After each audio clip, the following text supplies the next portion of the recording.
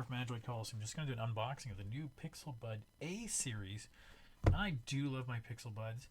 So having a economical version, something that competes in that lower end, is how I'm kind of interested. So I'll be interested to see what kind of sacrifices they make to make that cost. So let's get into this here. I just like to cut it up just to prove that I didn't already pre-open it. Not that I think you guys don't trust me. But let's open this box. Garbaggio. Okay. Alright, come on, Google.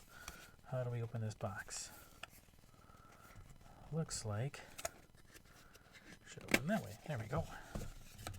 Okay, so very much looks like the little egg that is the Pixel Buds 2.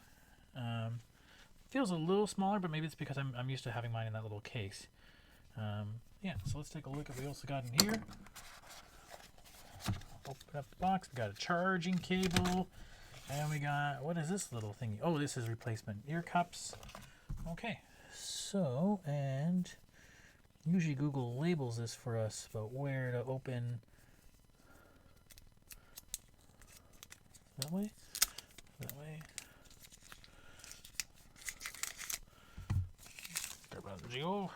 Okay.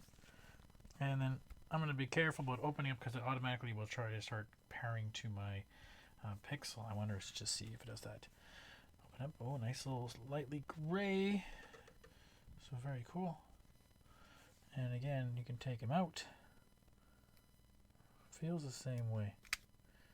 So almost identical in every way. And then I'll try to do is do an article that will compare and contrast the two of them. You know, what do you lose for the money? What do you gain for the money? Right? Because I use these like just about every day on my biking run. So yeah, everybody have any questions? You know how to reach me. Talk soon.